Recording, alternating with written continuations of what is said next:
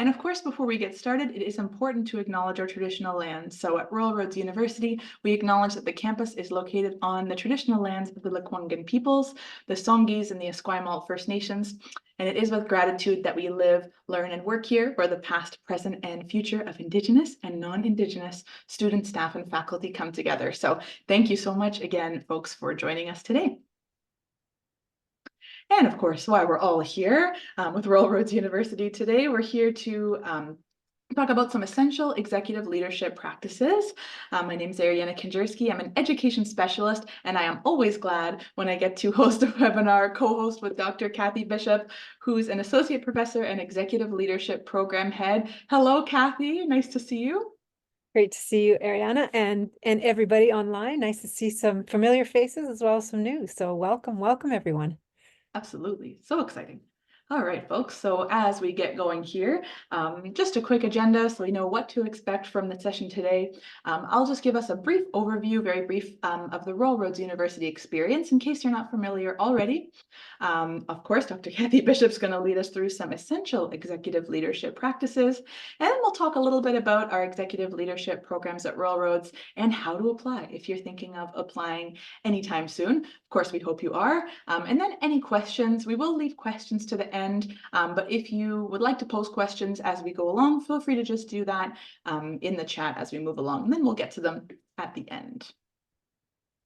So if you're new to Royal Roads, or if you're considering Royal Roads as a potential university of choice, just want to give you some quick statistics from our recent alumni survey that we did. I'm also a recent alumni of Royal Roads University, so I can attest that all of this is true in fact.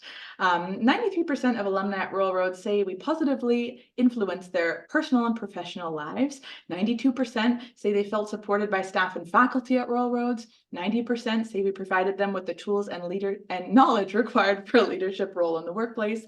And also 89% of alumni say that Royal Roads provided them with the tools and knowledge needed to be innovative in the workplace. So certainly all of those are so important in our time today.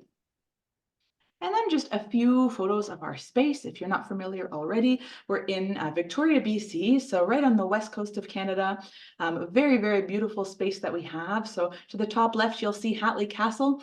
This has been a famous movie set for many, many, many years now. So films like X-Men and Deadpool have been filmed here, which is pretty cool. So that's casually on our campus. And then we also have to the right of that, just a little photo of our Japanese garden. We have many, many gardens and green space on our campus, trail space, all kinds of beautiful nature for you to explore. You'll see the bottom left, that's our Esquimalt Lagoon. That's a migratory bird sanctuary that we have on campus. Beautiful as well, one of my favorite spots. And then we also have an homage to our online and blended learning on the bottom right. That's something we've been doing for well over 25 years now. We were one of the first to get that started back in 1995, so it's pretty cool. We're also a certified Changemaker campus from Ashoka U, and a Royal Roads Changemaker education is an innovative approach to education that prepares students as they address world problems, encourage others, and act for the good of all. So very cool that we also have that designation as well. All right, folks, so as we move along here, I will now stop talking and I will pass it off for the exciting stuff with Dr. Kathy Bishop. Kathy. Oh, well, thanks so much, Ariana. And again, welcome everyone. I'm really delighted to be here today to talk with you about essential executive leadership practices. And as Ariana said, please feel free to put any questions or comments in the chat and we'll circle back at the end. So why do executive leaders need to be thinking about and constantly practicing and growing their essential executive leadership practices? Because people are looking to organizational leaders to inspire, engage, and not only develop thriving, resilient organizations, but to mobilize and influence others to tackle some of our formidable challenges that we're facing today as people and the planet. Ariana, do you mind just advancing the slide, please? So in our executive leadership program, Blending Applied Experience, Research, and Theory, we've identified 6 key leadership practices, and they are modeling organizational values explicitly and implicitly, fostering purpose-driven planning and decision-making, leading through conflict to opportunity, affirming and inspiring others, generating transparency and alignment through executive communication, and addressing inequities and navigating social and political complexities in the organization and in the wider world. So today I'm going to touch upon each one, giving a little bit about the why and the how, and inviting you to consider how you might fortify your own executive leadership practices. So if you could please advance us to the next slide, Ariana. Thank you. Modeling organization values is critical because values are at the heart of all that we do as people. There are priorities, there are drivers of behavior, and what energizes us. In organizations, values are the way to collectively bring to life the organization's vision and mission. And though many organizations have established values, living them tends to be the challenging part. And often employees can't remember the values. And if they do, they're not sure how to act on them every day in their work life. So employees are looking to their executive leadership teams to live the values and model the way.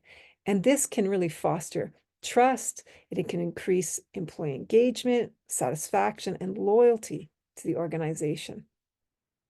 And so you'll see here that I've put up Richard Barrett's work and subsequently the Barrett Values Center, because he and they have done some groundbreaking work and continue to do the work on values-driven organizations. So Barrett developed a 7 levels of consciousness model, which links consciousness, values, and behaviors. So I know for me, I really had wished that when I first became an executive director, I had this framework because it really offers a full spectrum approach to leadership. It recognizes that as people, we might be coming at issues from different perspectives. So just to give you a bit of an example, I remember when our organization's funding was going to be cut by one of our major funders when I was an executive director. And our board was shocked and felt that this was a direct hit against our value of collaboration. So in the spirit of collaboration, I then met with the funder to understand why they were cutting our funding. And I learned that they needed to find funds to satisfy other stakeholder interests and felt that we would survive no matter what. And so that this was their only real option. And so they were really acting from a value of viability, which you can see is at sort of level 1. And knowing this, my board and I then strategized, and we were able to make sort of an offer to the funder that not only addressed their value of viability, but also of ours as collaboration. And this way, it ended up working out that they accepted what we proposed, and we were all the better for it. In fact, our funding got increased, and they actually had support where they didn't have support prior. So with Barrett's framework, I now have a way to quickly sense what might be going on under the surface for myself or for others, with a way of exploring different values and consciousness that we may be living and leading implicitly. And so recognizing that we may be coming from two situations from different values, and that the things that are important to me, others, and us, then as a leader gives me greater insight and guidance into how to lead. And so although everyone can be a leader, executive leaders are charged with that special privilege and responsibility of setting the tone and direction for the whole organization. And so they do this in their daily actions, and at the heart of this is then living and modeling organization values implicitly, but also explicitly. And part of being explicit is that we really want to make sure that what we're doing is effective. And so how to do that, to measure lived values and values practice, you'll see a book there by Espedal and Elter, who speak to giving voice to values-based leadership. They talk about KVIs.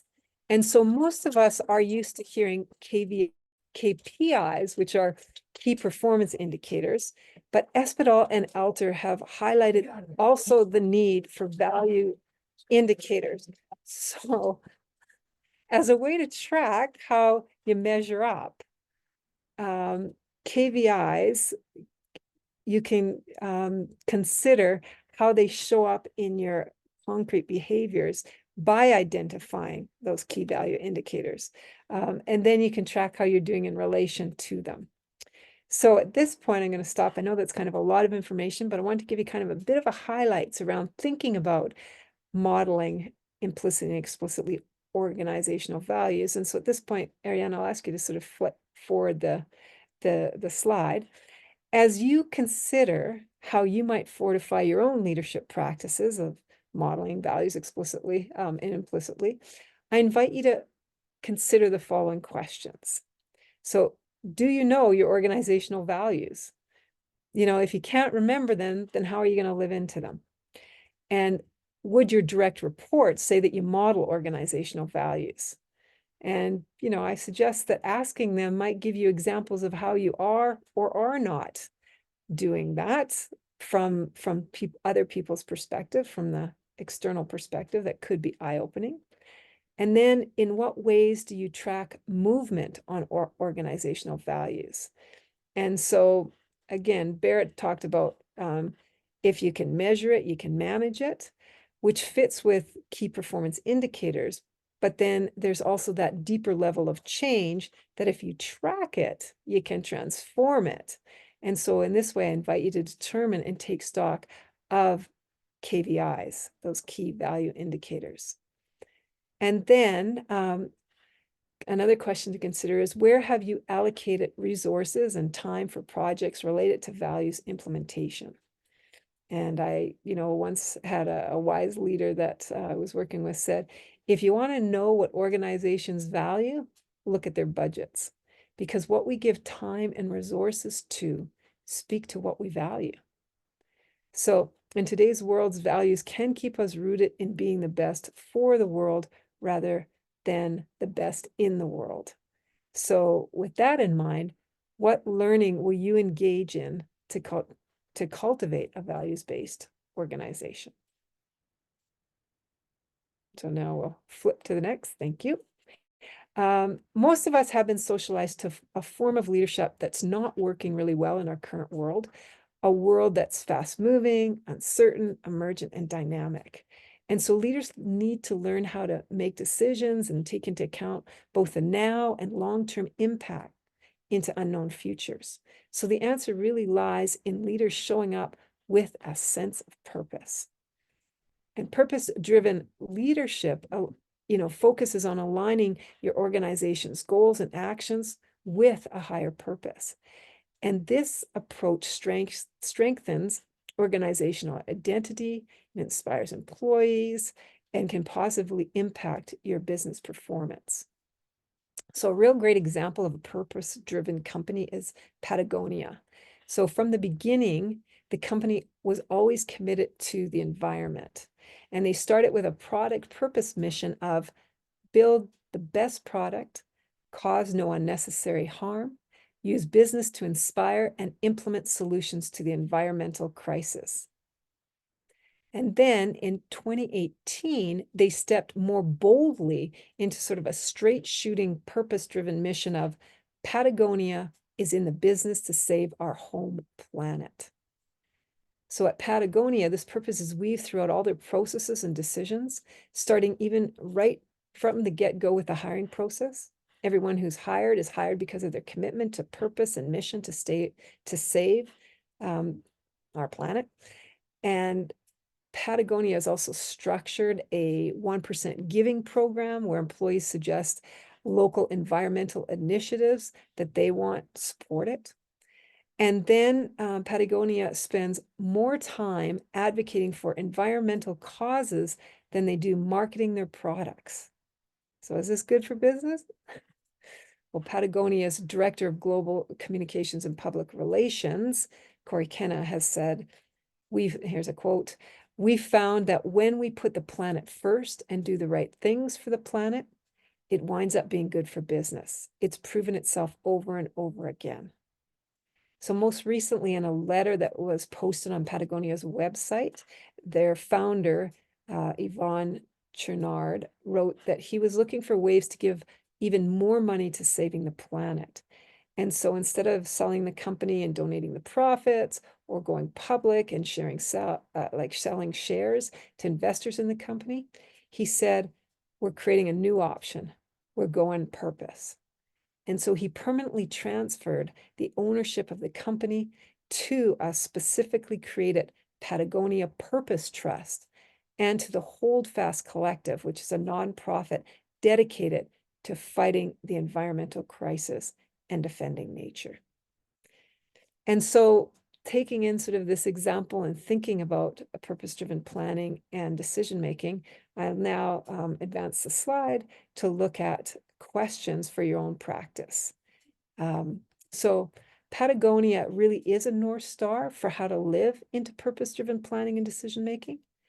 And how about you? Do you know your organization's purpose? Because really the first step in purpose-driven leadership is to clearly define the organization's core purpose, its why. And do you have an example of an initiative, strategy, or decision that aligns with your purpose?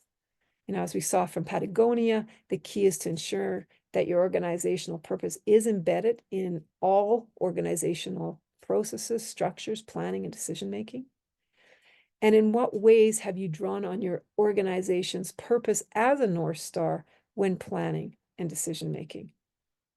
And are you comfortable in choosing your organization's purpose, even if it means on the surface you might lose in some way, and maybe not even on the surface, maybe in some real way? For Patagonia, it worked out, but I also think of an interview that I did with Dr. Cindy Blackstock. She's a member of the Gitxsan First Nation, a child welfare activist, and the executive director of the First Nations Child and Family Caring Society, who, together with the Assembly of First Nations, filed a human rights complaint back in 2007 against the government of Canada. And after years of being in legal battle, an unprecedented settlement of $23.4 billion was given for First Nations children, youth, and families harmed by Canada's chronic discriminatory underfunding of child and family and other services. So Cindy had shared with me how an elder had told her that one day she might have to make a choice to do what's right at the expense of the organization. And the First Nations Child and Family Caring Society was at the time funded by the government. And so this funding could have been revoked and there could have been some real dire consequences for the organization. But at the time, Cindy moved forward and did what was right. And so what we recognize is that at times purpose-driven planning and decision-making is not always easy, but it really does hold your feet to the ground to do what's right. And so what will you do today to practice purpose-driven planning and decision-making? Moving forward onto leading through conflict to opportunity. And I love this quote, right? Leading through conflict means believing in the possibility of what does not yet exist. It requires focusing on the luminous opportunity that lies at the end of the tunnel of obstacles. What an amazing quote. So this book, Leading Through Conflict, is one resource that really provides a powerful framework for approaching conflict as a leader. Curzon advocates for the leader to be a mediator and offers 8 specific tools to transform challenging problems and relationships into opportunities. So things like incorporating integral vision, systems thinking, presence, inquiry, conscious conversation, dialogue, bridging, and innovation. So really what this gets down to is a reframe of conflict. So instead of seeing it as a negative, conflict can be reframed to being an opportunity for learning, growth, and transformation. And so for executive leaders, this means cultivating a mindset of curiosity, developing what Goldman coined as emotional intelligence, facilitating open and constructive communication, and creating a safe space to do it, and encouraging collective wisdom and collaborative problem solving. So I know for me, a few techniques that's helped me over the many years, like I've been doing this for a long time, is keeping forefront um, the notion that when I'm in conflict, it's not about you versus me, but it's about you and me versus the problem. And to really take to heart that in our organizations that we're really shifting to move to working with people rather than against them.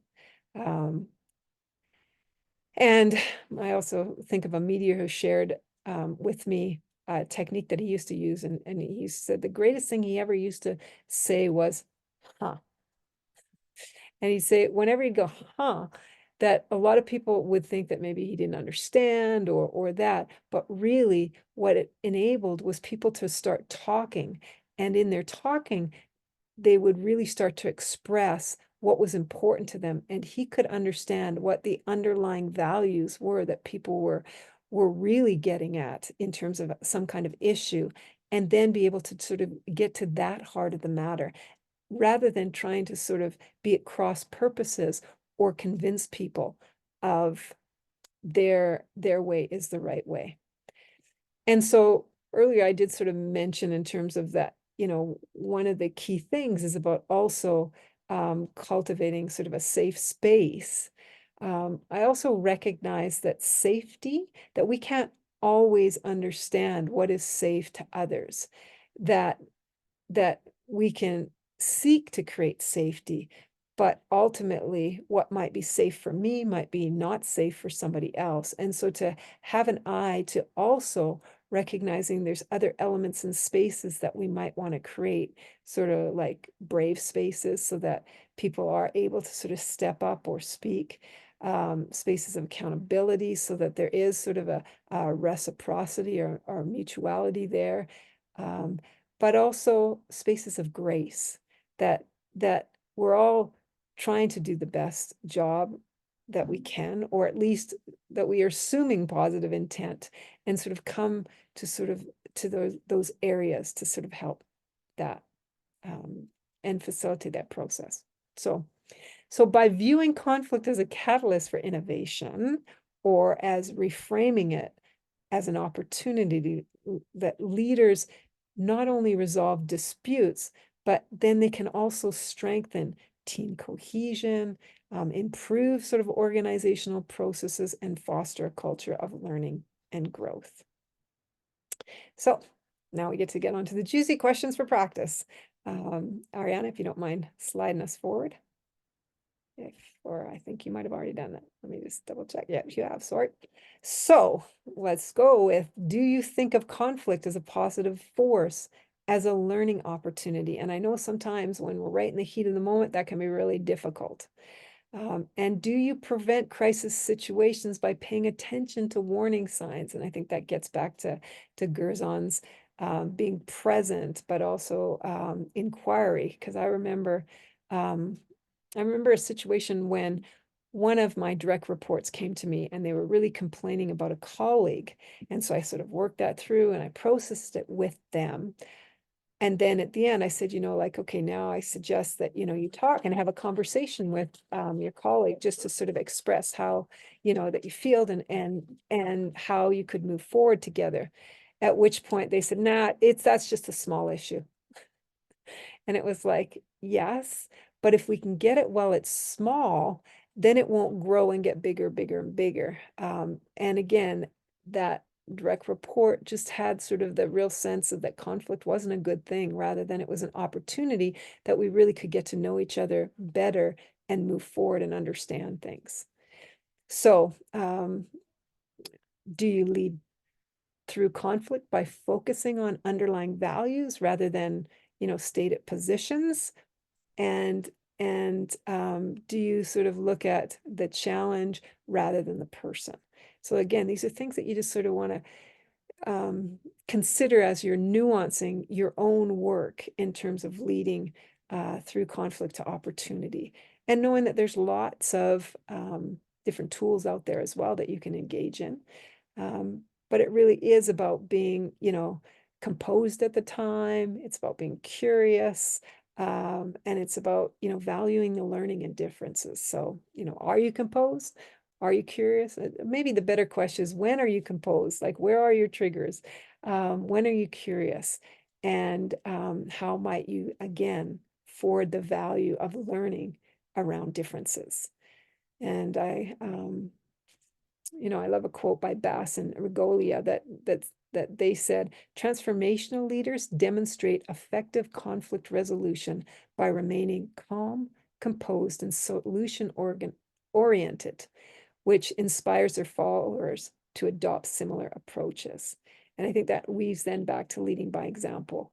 That, by leading by example, that you're not only, addressing sort of immediate conflicts, but here as an organizational leader, again, you're fostering a culture of positive conflict resolution. And so, at the very last question, I invite you to consider at this point, and a whole lot of other ones too, if as you're going forward, is, do you seek to ensure a process for others to express their concerns? And again, there's much wisdom out there now on psychological safety and creating that, as well as, moving forward with trauma-informed practice. So lots of things that you can dig deeper into as you consider how you might develop this own practice in yourself. And so now I think we'll move on to affirming and inspiring others. So perhaps this is the easiest one to understand. And I invite you to take a moment to think of a leader who affirmed you. And how did they do this?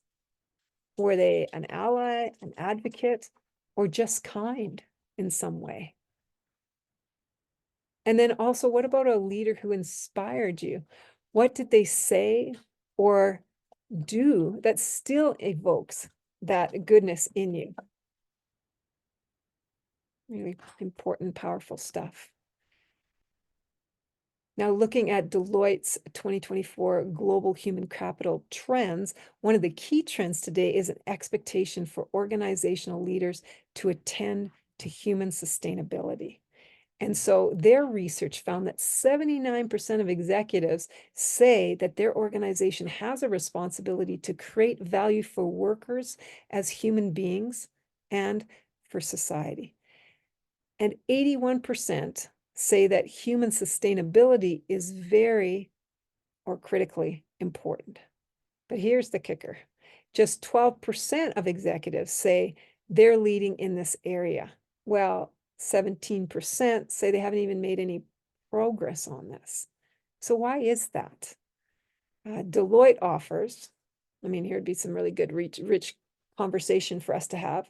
But Deloitte offers that human connections drive everything of value to an organization. That includes revenue, innovation, intellectual property, efficiency, brand relevance, productivity, retention, adaptability, risk. If you even recall at the beginning, Barrett's levels of consciousness, you can also think in terms of, collaboration, contribution, all the things that are of value. Relationship runs through it. So why then are organizations' efforts to move on sort of these important relational connections fall short? Why do they fall short? And that's because many organizations, Deloitte talks about, are stuck in a legacy mindset that centers on extracting value from people rather than working with them to create a better future for organizations and individuals. And so, I have to think about this. I think it's really critical is that a lot of times, what are we giving to our people? How are we in service rather than what are we taking from? And then I was reading an article in the Toronto Sun the other day, which, questioned, here is the question. How did CEO Toby Lutke form an online snowboard shop that he co-founded 20 years ago and turn it into Shopify's $9.5 billion company that now sells its e-commerce products in more than 170 countries. So here's where Lutko was quoted. He said, "A lot of our success has been due to just me and my co-founder basically allowing everyone to go for world class." Basically allowing everyone to go for a world class. So he's a Canadian patriot. He has a Canadian company, and he talks about that Canada's problem, often culturally, is a go for bronze mentality. And so knowing this, he aspires and affirms his people to make dreams, big dreams, and make them happen. So he promotes agency, encourages innovation, and he supports sort of a remote first work culture, which also then, fosters loyalty.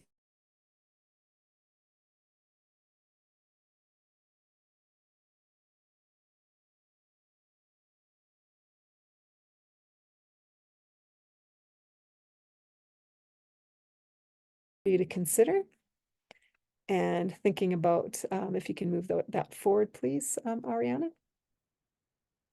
Thank you. So how have you inspired somebody in your organization today? So who have you affirmed and in what way? And in what ways do you create an environment for the personal and professional development and well-being of all employees? So an offshoot of this would be, are you aware of some of the demographic trends and intergenerational differences between sort of your people? And how, as an organization, do you meet those? And then do you ensure that your organization values coaching and feedback so that employees can achieve their goals? And I never really spoke to this in the example around affirming and inspiring others when I sort of was talking about it. But really it gets down to is, can you, call people on their performance as well? Can you support them in how they move forward? So it's not always about affirming and inspiring others, isn't always about sugarcoating things. Sometimes the kindest thing that you can do is tell people that they're not meeting meaning what? Aims, goals, but I'm careful on that because part of it is, yes, we have goals and aims, but it's more about how are we stepping in and really living into what we're here to do and contribute. So, and if people aren't, then maybe it is about helping and supporting them find a place where they can do that either in the organization or beyond. So, organizational leaders, executive leaders, definitely a lot of times do have the hard call sometimes to make. And so how can you do that in a way that affirms and inspires your people? And then again, do you empower your employees with authority and resources, which comes back to sort of the budget and knowing what you value as well. But in order for people to move forward and to make things happen, then they do have to have sort of that agency. All right, moving right along. We're moving on to the generating transparency and alignment through executive communication. I'm hoping this pace is working for you all, but we'll see when we kind of come to our Q&A if anybody has comments or things that they want to speak to. So as we think about transparency and alignment, transparency is in vogue. And looking at the 2024 Global Human Capital's Trends report, they noted that 86% of leaders surveyed said that the more transparent the organization is, the greater the workforce trust. And I think we all get that on one level. What I like about the trends report, it also highlighted that it's not that simple and that the relationship between trust and transparency is much more complicated and nuanced. And sometimes mishandling transparency can severely undermine trust. And so they counsel that you can proceed thoughtfully with information around things like leadership priorities and goals, things like business information, the financials or the operational data, things like your leadership decision-making process, and especially if it's purpose-driven and values-based, you're already one step closer with people because you're connected to them, because they already have a sense, if you've been communicating, around the purpose and the values. They also suggest things like compensation and other and how other workforce decisions are made is important to sort of share, and then skills that are needed both in the organization now and in the future are also sort of important things, that information that could be shared. But there are some things to proceed cautiously with, things like your recorded leadership meetings or other sensitive discussions, because they can be taken out of context, details about the creative process, and then things like personal information about individual workers. So things like pay or health and well-being data, or other information like that. So again, when you're considering generating transparency through your executive communication, you're really also taking it a deeper level in terms of what are those implications. And I've found that, employees can give a lot of grace if they trust you as an executive leader. And part of developing that trust is having the ability to communicate a compelling and inspiring vision, and linking your decisions, your policies, your activities to the values. And in some research that I did last year, when I interviewed values-based executive leadership teams, what came across was the need to continuously recognize employees who are living the organization values and connecting executive decisions to the organization values. And so storytelling has been offered as a powerful tool that leaders can use to inspire that action and affirm organizational values.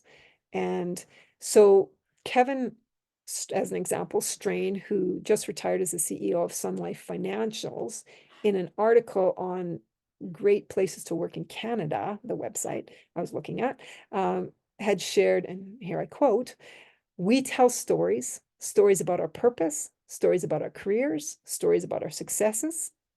We listen. We listen to our employees and clients. We routinely ask employees to participate in surveys that include questions about how safe they feel to speak up at work, how they're managing stress and anxiety, how their work style preferences are. And we build strong teams. We build diverse, inclusive teams that work together remotely and in the office. So improving Sun Life experience is a key priority for us. And together we're focused on creating a supportive, flexible, and inclusive work environment where people and their careers can thrive." And so I want to acknowledge, though, John Lowndes, who's from the Nature Conservancy of Canada's the past CEO and president, who has the humility to note that executive communication is a skill that he needed to develop, because we don't all have all the skills that are always needed, which is why learning and growth is so important, and why delving into these executive leadership practices and taking an honest and frank assessment of where we land on them and how we can move from where we are currently to ideally where we want to go, and find strategies to get there, is what's ultimately going to, again, support us in our leadership, and support our organizations and our cultures to forward and continue to grow and speak. So at this point, we'll move into questions. More questions to think about. Thanks, Ariana. Are you clear about what information is made transparent and why? And do you share important information with employees, and even when it's difficult to do so? And in your conversations and presentations, do you intentionally link activities to values and purpose? And do you continue to seek ways to speak that are compelling? And how have you adapted your communications for hybrid and remote working environments? So again, we know as a trend that hybrid and remote working environments are here to stay. And so executive leaders must step into this arena and find new ways to communicate and mobilize people. Now, with that, we'll move on to our final. I really appreciate your raptured attention, addressing inequities and navigating social and political complexities in the organization and the wider world. So the Elderman Trust Foundation back in 2019 talked about that there were heightened expectations on executive leaders to address inequities and navigate social and political complexities, not only in their organizations, but in the wider world. And we know our current workplace environments are calling for more trust, authenticity, well-being of employees, inclusiveness, belonging, diversity. We are dealing with societal issues like truth and reconciliation, Black Lives Matters, the Me Too movement, climate change, artificial intelligence. And we know that the majority of the workforce now is comprised of millennials who strive to work in places that align with higher socio-political values, even at the cost of lower wages. And that Gen Z, the incoming workforce, the first global generation, also have the values of meaningful work, mental health as a priority, and seeking a diverse and inclusive workplace culture with collaboration and flexibilities. So there really is this dance going on between being in the workplace and beyond the workplace. And a helpful framework I'd like to highlight is a shared equity leadership model developed by the American Council of Education in partnership with the Poulos Center for Higher Education. And it describes the broadly inclusive and collaborative leadership approaches that are necessary to achieve equitable outcomes.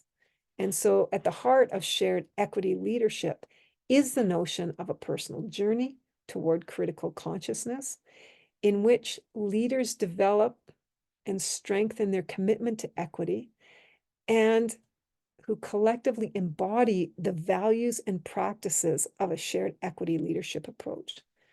So I just want to say that critical consciousness is not a one-size-fits-all. And with this model, they recognize that people from many diverse backgrounds and experience can engage in personal reflection, and that they highlight that there's some different narratives and approaches in that. So one is equity work is who we are.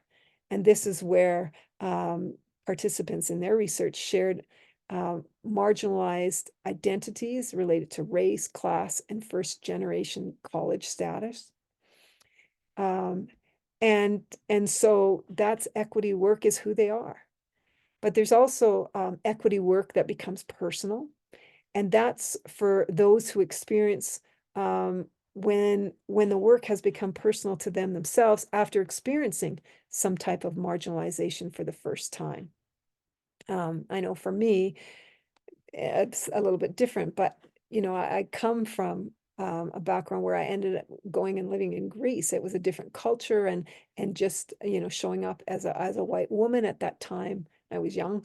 There was a whole lot of situations that were bestowed upon me simply because of me showing up as being a white woman, a young white woman.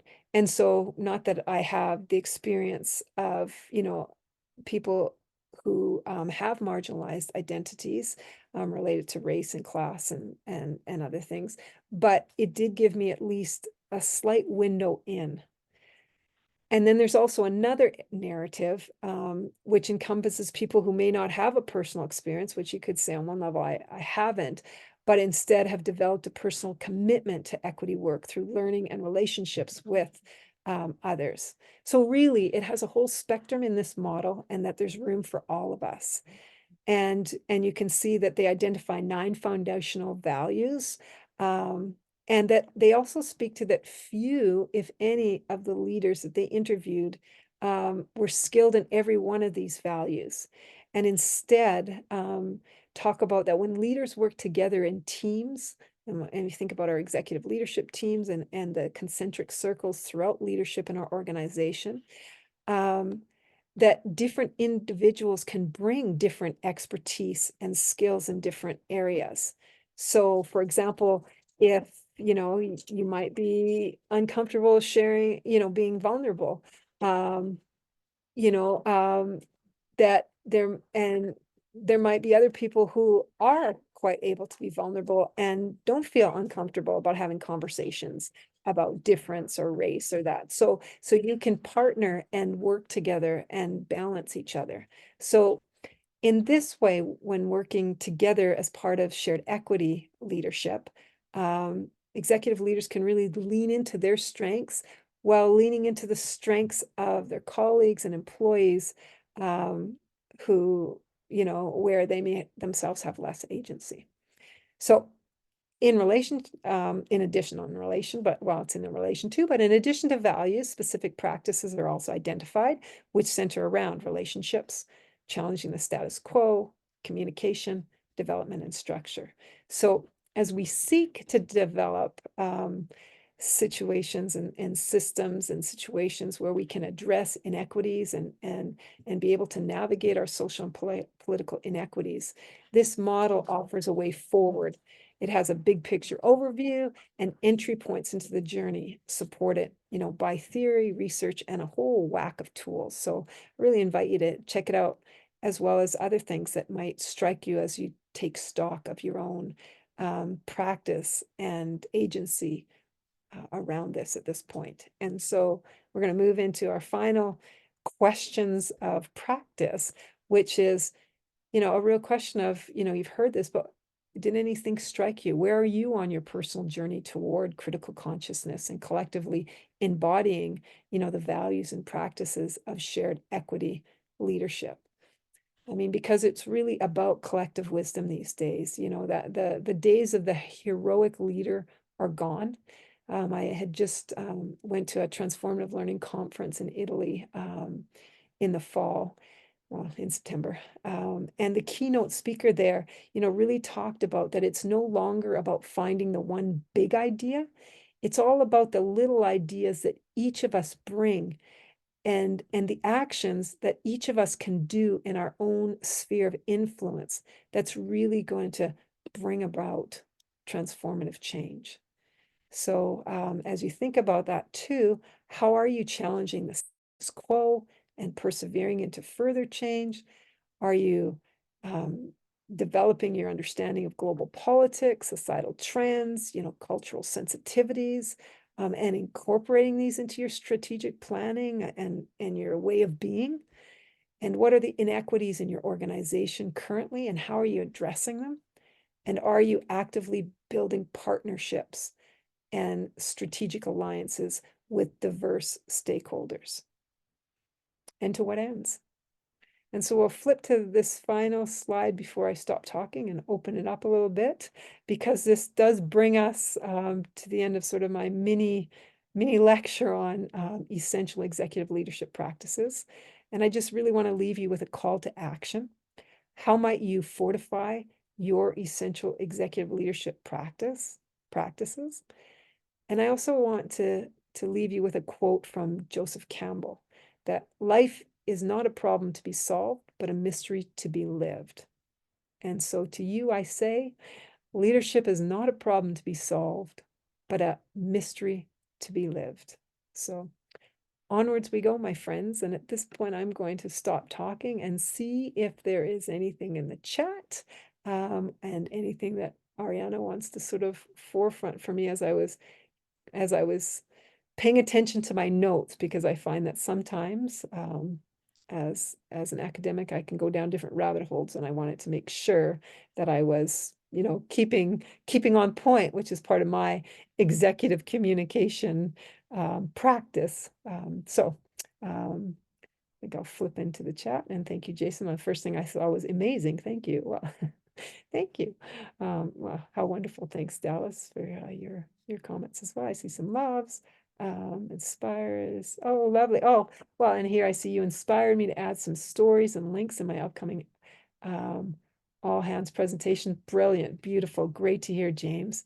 This is a great. Oh, I see if somebody had to leave. Goodbye.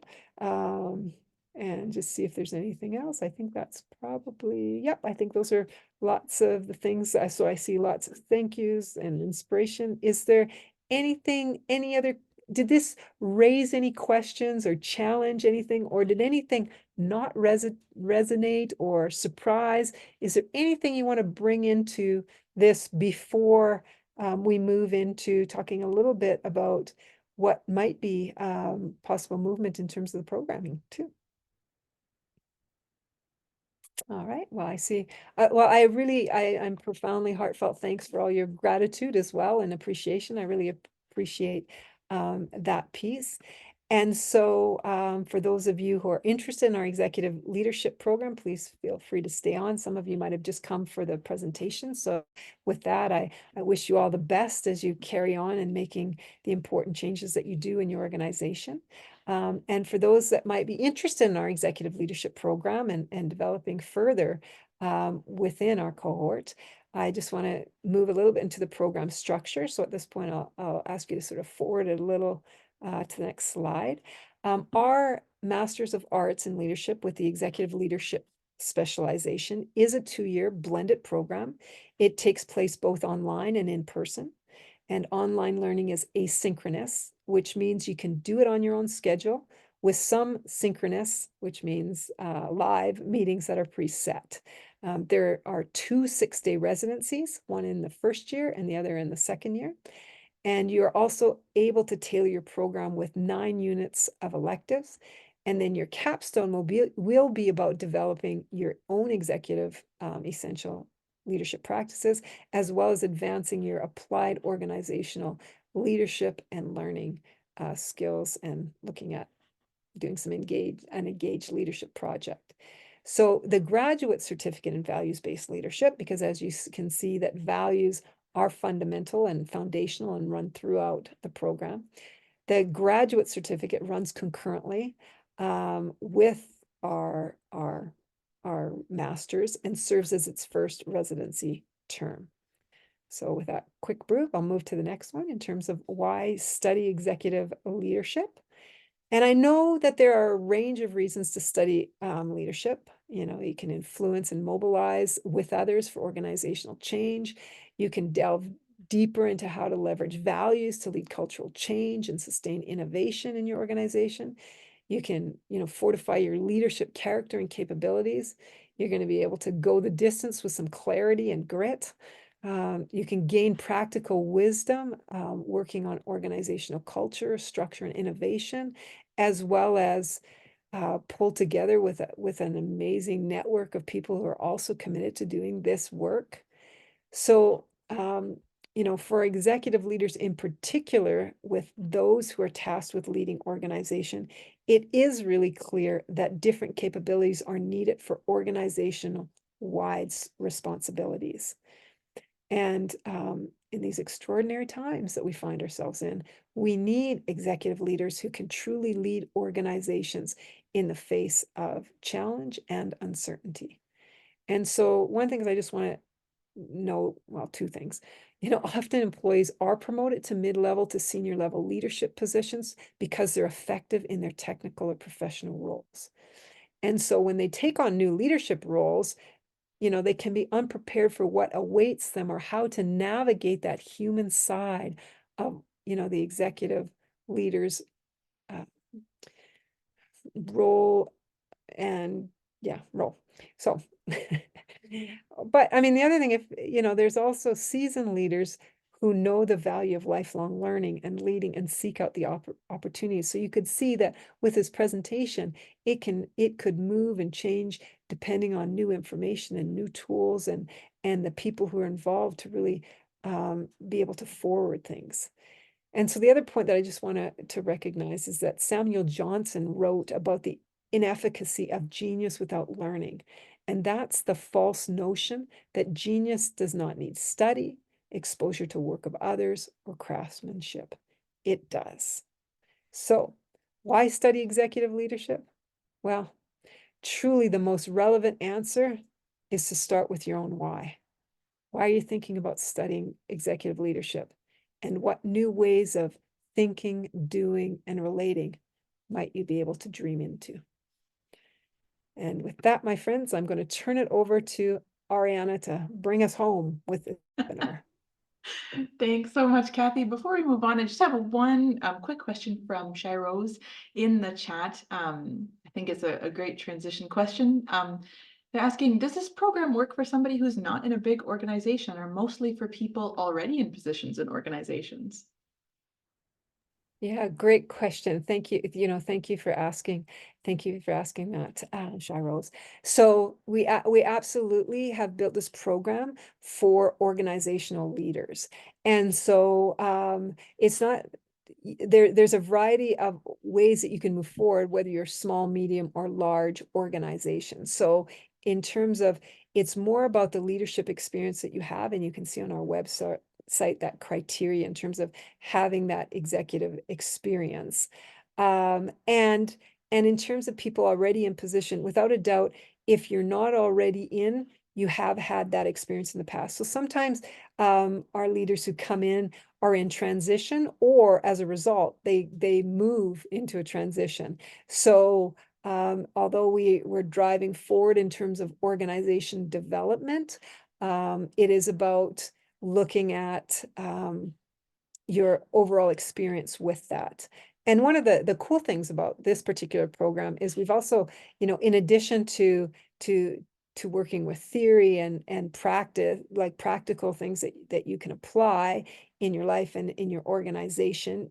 If you don't have an organization, or even if you do, we also have another layer where we foster something called the XLKO, which is the Executive Leadership Classroom as Organization. So here's another opportunity for you to work on your executive leadership character and capabilities through us moving forward as a cohort, as though we're an organization. So, long-winded answer to say, does this program work for somebody who's not in a big organization? Yes. And is it mostly people who work already in positions? Yes, and there are some variations in that. I hope that answered your question. That's perfect. Thank you so much, Kathy. I know we have 1 minute left, so I will get through this information as fast as I can, folks. If you are looking to apply, and if we don't have time for any questions that come in, we can always connect with you after the presentation. I'll be doing a follow-up too, but how to apply if you are thinking of joining us in one of the executive leadership programs at Royal Roads. Of course, we ask for an online application fee. That's $136.69, and then some supporting documentation. So if you're thinking of joining us, getting things together like transcripts, a detailed resume, a personal statement, which is just a statement of intent of why you want to come into the program, what you hope to get out of the program, what you hope to bring to it. The full details for how to do all of these things will be in my follow-up and on our website as well as 2 letters of reference and any English language requirements. So all of that good stuff, as you can imagine, is at royalroads.ca, but that's just a very brief overview if you are thinking of joining us. Some key dates, if you're thinking again of joining us in the program, April 14th, 2025, it'll be here before we know it. It's already the fall, so application deadline for that, folks, is January 14th, 2025. And then for the graduate certificate in values-based leadership is the same dates for that. So January 14th, 2025 is the big day if you are thinking of doing it. The time is always now. Some services that are available to you. Of course, we know going back to school, this is a huge step. So things like financial aid and award, we have financial resources that are available to you. So in terms of loans, bursaries, scholarships, all that good stuff is on our website. You can check that out. And then enrollment services, I have my friend Carla in the chat. Thank you so much for providing some links. You can reach them at learn.more@royalroads.ca. So for any questions about the program or any follow-up, they'd be happy to connect. And then there's some phone numbers for local and for toll-free for North America as well. They can help you narrow down your program options and connect you with students and alumni and many more things as well. And with that, folks, I will say thank you. We have our wonderful peacocks that we have on campus on this slide too, just to pay homage as we wrap up now. But thank you so much all for joining us. Thank you so much, of course, to Kathy. It's always a pleasure when we get to co-host a webinar together. So truly appreciate it. And thank you to my colleagues, Carla and Karina, as well for helping out in the chat. And with that, folks, of course, we hope to see you soon in the program. And if you have any questions, we hope that you'll be in touch. And thank you so much. Thanks, everyone. Such a delight to be here with you all. Thanks, everybody. Enjoy your day.